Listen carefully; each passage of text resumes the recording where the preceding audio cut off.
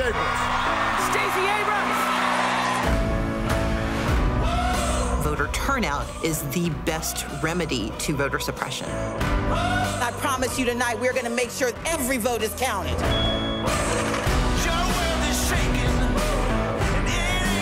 Every voice matters. If everyone voted,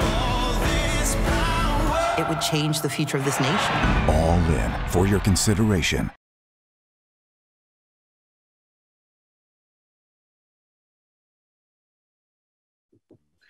Hi, everybody. I'm Claudia Puig, and I am so happy to be here with the director, co-director of All In Fight for Democracy, Lisa Cortes, and the writer, Jack Youngelson. And we're going to have a great conversation about this film. I just want to start off by saying thank you. There's so much dissonance between the narrative of American and democracy and the reality, and it's been so troubling. And I know that you guys, there was a quote that was Jim Crow 2.0, which is where we've been, and you convey this issue and the weaponization of voter suppression and the erosion of our democracy so powerfully and with so much empathy and with so much fierce urgency. It feels like we're living history that we're watching, and you interrogate history and you interweave the personal histories of people so well. So thank you for making this important film. Thank you. Lisa, I wanted to ask you, about the whole process of being disenfranchised from what the essence of being an American is. Did you have a personal connection to the story of voter suppression in any way, or what inspired you to make this documentary? Well, my inspiration was Stacey Abrams, our democracy warrior, who had an idea to find filmmakers to collaborate with, to tell this unique history, but also to give a call to action about what we could do. It's not completely depressive, even though our history has been so cyclical that it seems like we cannot escape this. But I think that in the storytelling and with Stacey's work, we have seen tremendous change happen, and possibility for new voters to engage with the franchise. On a personal level, my parents, my grandparents were very active in the civil rights movement, not only here, but also in Latin America. So I've had many amazing role models who have shown me what sacrifice could elicit for change for communities and representation of all of our voices. That's fantastic. I feel like Stacey Abrams is sort of the latter day MLK for us. She is just somebody who's so important. She's achieved so much, and particularly last month, what she did in Georgia with Reverend Warnock and John Ossoff, and just her efforts in general. I feel like she's turned things around, and she's a hero to so many of us. And I just love that you included her personal story as well, with her grandmother, with the high school experience of when she went to the governor's house and the experience that she had there, and then just watching her growth into this amazing human being. It sounds like she's been amazing for quite a long time. What was it like working so closely with her? I think what's interesting in telling Stacey's story is really centering and highlighting her as a strategist for a long time. And there's something that didn't make it into the film, which is this great story, Jack, you probably remember, that we went back and forth on, when she broke up with someone and she was so distraught, she went to the library and she created her spreadsheet with like her 5, 10, 15-year plan, that she actually achieved all that and more so. And so I think that, it's so important in centering her story to not only connect her family's history, how it influenced Stacey, but also, she wasn't someone you just added water to. She's been doing this work for a long time and has been very focused on what Fair Fight became, but also then how it intersected with so many other organizations, with boots on the ground in Georgia, who were speaking to communities and still are, because that's the thing. This is not a story in the past tense. It is a fight and a struggle that continues now.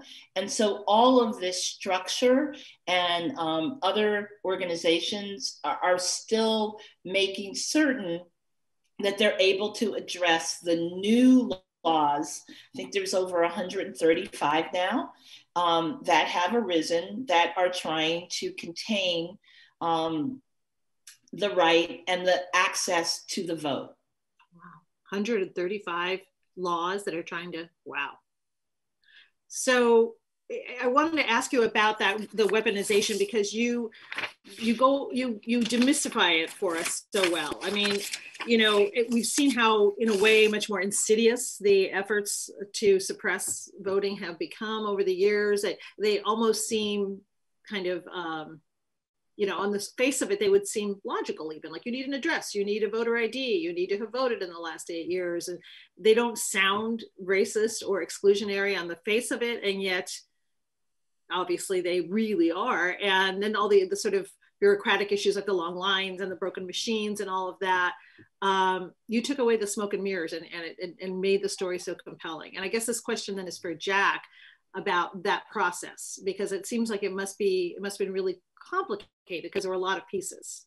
Oh, for sure. I mean, I think, it's interesting when you talk about writing, you talk about language. I've always been struck since, starting to really dig into this project and think about it, just these words, fraud and suppression.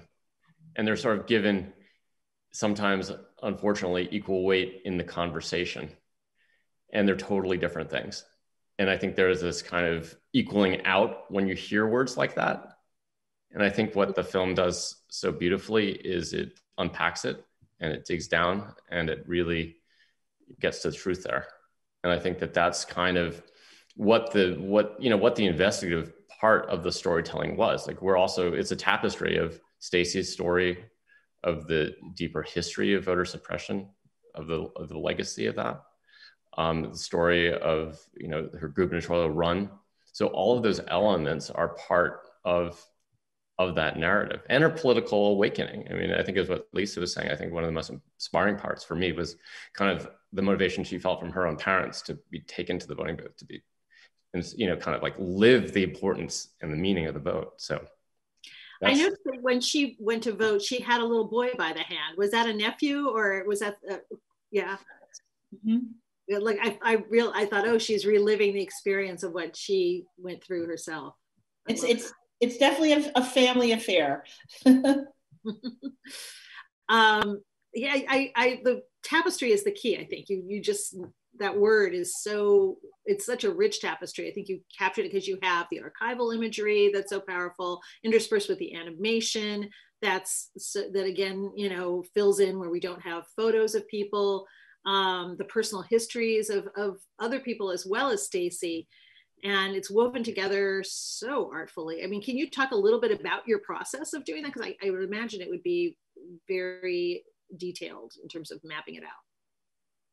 Sure. I mean, Lisa, jump in. But I mean, I think we also had galleys of Stacey's most recent book. We had her earlier work, so in terms of building out the autobiography, we had all of these elements. And I think from a filmmaking perspective, when you're working with someone who may be on a campaign trail or in public speaking situations, they might tell a story over and over again. There's such presence with Stacey Abrams and such connection that goes beyond like a politician just doing their job, that I think that immediacy gave all of these stories like a sense of urgency and a sense of place.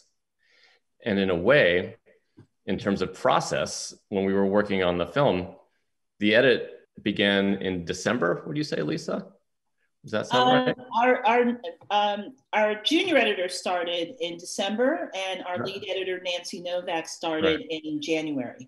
And so our lead editor starts in January. Mid-March, everyone is told to go home, right? And you're working remotely with the material. So at that point, we were lucky to have finished all of the main interviews. all of them really, and all the verite elements. But I think through the beginning of the process, like how much words on the page, how much rewrites, what would be required in terms of narration or pickup lines. But there's such a wealth of material that could be worked with and massaged that even though people were frankly all over the world working on it, it did come together in a seamless way. On the writing side, one of the major challenges was how to condense information in a lot of the graphic material that punctuates information or gives you new information that you might not have seen before. And I do want to just also give a shout out to Nancy, our editor, who was so focused on that and making sure that there was a rhythm to that and a punctuation, and it becomes part of that storytelling. I've never worked as hard on those elements on any writing project before. Yeah, we spent a lot of time, talking about the graphics. And, what I love about our film is that in a season where we kept hearing about the big lie, that we spent so much time in research, in double, triple checking, in making certain that anything that was presented there, could pass muster for all parties. And obviously that's a given with documentaries, but I think it was so heightened with this film. Yeah, and you're sort of making the film and things are changing as you're going along too. So that's got to be challenging. I guess I want to go back to, you said the impetus was Stacey. Did she approach you about it, or did you approach her, and how did her producing part of it come to be? She met with several filmmakers. It was her idea. So she met with a bunch of people, and upon having a conversation with Story Syndicate, Liz Garbus and Dan Cogan, just realized it was a really complementary vision that they held. And I had worked with Dan on the Apollo Theater documentary, and they knew that I had a keen interest in the subject, and I joined the team.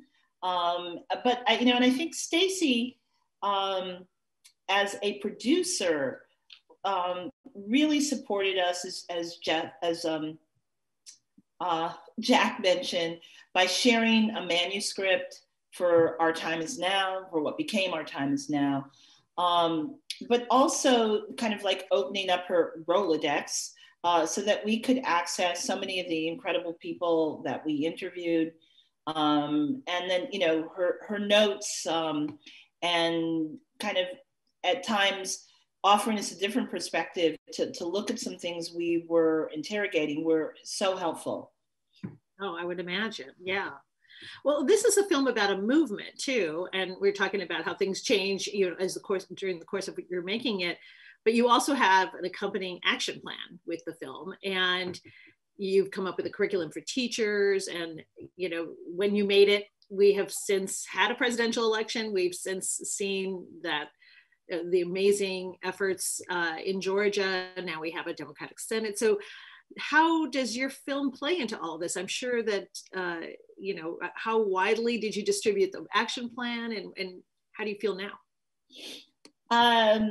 We created this dynamic impact campaign.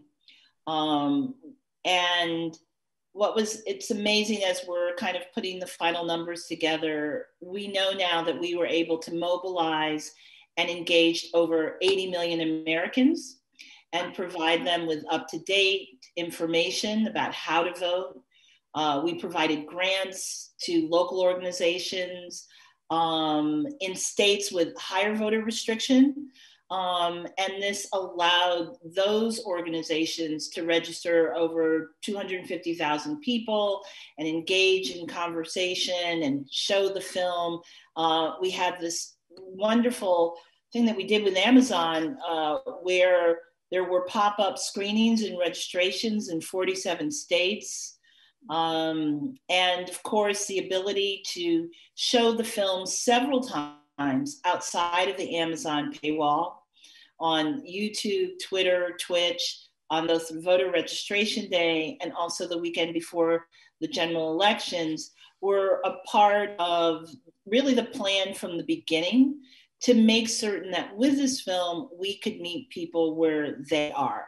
I remember checking out the Twitch screening. You know, you have a lot of gamers in that world, and certainly a younger demo, some of them new voters, and how they were having this lifetime conversation, watching the film, engaging with it, and then breaking off into little subgroups to figure out what they were going to do so that they could either join an organization or make certain that they had been registered, and really engage with the directive, which is a call for us all to be involved citizens in this active, moving democracy.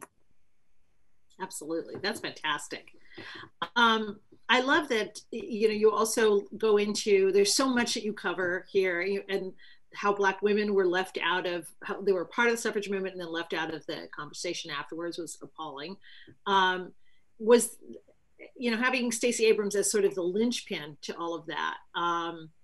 Did you always envision it as you would be using her as kind of her story as sort of the starting point, or how did that process come about? I guess that's for both of you. I mean, I'm sure Lisa will corroborate this, but Stacey from the beginning wasn't, you know, so keen on making herself like the front and center of the story. That wasn't the thing that was important to her, or she saw it as like the story is bigger than this one moment of the gubernatorial race of her gubernatorial race. So I think, you know, it's that intertwining of the narrative that was the kind of the key to what we'd have to unlock to tell it well, I felt. And there's such remarkable personal history that resonates throughout, and also kind of like where her moments in her life like link up with the deeper history of Jim Crow or modern politics or her grandmother's story that goes back to, you know, voting rights from an earlier generation. So I feel like all of those pieces were kind of opportunities to touch the deeper history through her story. And I think ultimately that's what she embraced. I was smiling when you asked the question because I was just thinking about when the team sent her the first rough cut, you know, and you said your caveats like, oh, it's, you know, temp, sound, color. By the way, you might be in here a little bit more than we have discussed. And, you know, we're all sitting on pins and needles like, oh, have we heard back? Have we heard back? And I always like to say that Stacey put her producer hat on. And, you know, I think as Jack mentioned, she felt that many people might not lean into understanding the bigger history if they had whatever issues with her. And you know, there are those who say, well, you didn't win, so keep moving on. And so that is really why she was incredibly reticent to enjoy, you know, a storyline at all. But, you know, I attribute it to what Jack is able to do is to help us to make certain that as we toggle through time, as we connect the past to the present, that Stacey is an important conductor for that. Absolutely, and by personalizing it, it keeps it from feeling like, although it's such an important history lesson, you don't want it to feel like spinach or like this is good for you. You want it to feel alive and vital, and you do so well. I have a technical question for you, Lisa. How do you co-direct? You and Liz Garbus directed it together, so how does that process work? Well, you create a hive mind first, you know, to be in alignment kind of on, you know, what's the timeline? What are the seminal moments that we want to explore further? What are contemporary kind of repercussions that tie into the history? And then dividing and conquering, to be able to focus on different parts of the film. So that we could, you know, keep the momentum going of looking at this huge history and not both of us being focused on one section, but we would focus on different parts of the overall timeline. That makes sense. And then we'd come back together. I mean, there's this kind of ebb and flow of you start together, you divide, and then you kind of bring it back. Right. I've heard you, I think it was either you or Liz, or maybe both of you, describe it as a horror movie, which I thought was really apt, because you see these dastardly, insidious ways in which, you know, racism has reared its head, and in a way that the law has allowed it to happen. Do you want to expand a little bit on the whole idea of a documentary as horror movie? Well, I think, you know, that's part of the underlying tension of this story. Every time we think that we are making progress, there is tremendous retrenchment. Yeah. We saw that on January 6th. And so, as in a horror movie where you think you've cut the head off the monster, but then the monster reappears with 2 more heads and the fight continues. So that's where the analogy came into place. January 6th is the perfect sort of symbolic, because I remember in the morning talking to people and celebrating, oh my God, look what happened in Georgia. This is so great. And it's like, we didn't even get to fully celebrate that day. And then the insurrection happened. And it seems like it sort of captures exactly where we are at this moment, and maybe where we have been, but we've been there. Yeah. Those faces, that violence is not isolated in our history. Right. That intimidation, the rise of the Ku Klux Klan, those parties who feel threatened by more voices contributing to progress is part of, I think, a struggle that we've had as Americans, really from the inception of our country. Yeah. Do each of you remember the first time you voted and how you felt about it? I'll start with Jack. Wow, it's funny. It's like when I think about Stacey's story, which is so imprinted, like I don't remember the first time, but I certainly remember, I mean, the specifics of it, I do remember going with my parents to the voting booth as a child, and that impact on me, and how it's like, it's a right, it's a duty, it's an obligation, and it's part of the conversation that you have to take part in. So that's the memory. It's funny. It's those early, like, tactile memories of, you know, that sweeping, cloth cover, and then the yanking of the big arm, and like, this is process, like, yeah. And you're engaged. Yeah.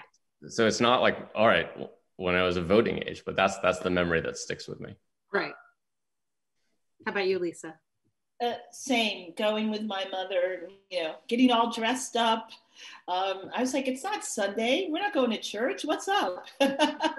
And her taking the time, especially once we got to the location, to explain a history, the importance, to connect it to family members, and for her to actually invite me to engage in the process, like taking my hand and pulling the lever together.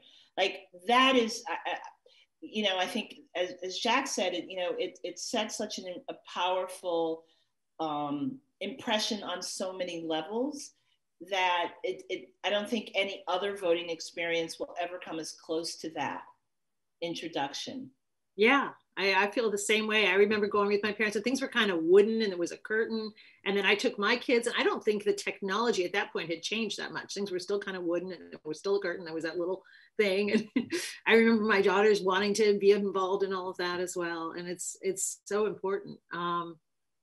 But there is kind of a mystical quality to it, which I think in a way, when we were all voting by mail during the pandemic, it was a different feeling, but I still felt it, like when I would go and put it in the big giant mailbox, there'd be another person, and we'd be like, yay, I hope the right person wins, and there's just something really, I've always wanted to go in person because there's just something really special about that. But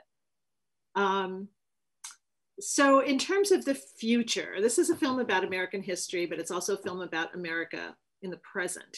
And you know, this is history that we didn't learn in our classroom. How do you see this being incorporated so that people know more about this? I'm wondering if, like Jack, you knew about a lot of the voter suppression efforts before long before you wrote about it, or if it was something that you discovered even as you were writing. I mean, I think for me, it's like the history is told often like piecemeal. You get bits and pieces through things you read and through how history is taught. But I think this trajectory that the film lays out was eye-opening to me in a way, that linearity, and as Lisa said, like that you make progress and then the steps back, that you feel like this ebb and flow of history was, I think, both the challenge of the film to do that successfully, to compress that history to an hour and a half or however long it is. And then, you know, also just like, you know, how to, you know, I think one thing that's really critical to me too is thinking about like how to make this part of a national dialogue that is not seen as a partisan conversation. Right. And just to be able to really kind of open up, like, you know, this is bigger than one party or one political perspective, that what we're talking about here. And I think if that gets through, if people can see through the noise of their own bias and just embrace what that narrative is in the film and can start a conversation about it, of how far we need to go, of where we've come, of what needs to be done, I think that's the most important thing, my perspective. Speaking of seeing through your bias or having that bias, I just wanted to wrap up by asking you, was there anyone you wanted to interview for the film but were not able to, or we just said no? We solicited Brian Kemp for interviews several times. There's many conservative voices who we reached out to, including the Secretary of State, Chris Kobach, et cetera. You know, we endeavored to certainly have representative voices, but, you know, we're looking to, you know, a couple of others that were key players did not participate. Yeah. Where are you going personally from here, and what do you want other people to take away from it right now, given where we are standing right now? Staying vigilant, you know, as we start discussing, there are so many laws that have been introduced that are dealing with voter ID, that are dealing with, you know, all of these restrictions that, you know, voting on Sunday, you know, like souls to the polls has been a major thing of African Americans after church going to vote. And now we're seeing like this pushback on voting on Sundays. You know, I'd love to see the John Lewis Voting Rights Act, you know, passed. And so there is a lot of work to be done, and being aware of some of the restrictions that are being introduced, and making certain that we do everything we can, that we don't have this historical retrenchment happening. Absolutely. Well, this has been fantastic. Thank you so much. It went by so quickly. I have so many more questions for you, but I think we've run up against the clock here. Lisa Cortes, co-director, and Jack Youngelson, the writer. Thank you for this. Thank you, Claudia. Nice seeing you, Jack. Good seeing you, Lisa. Bye.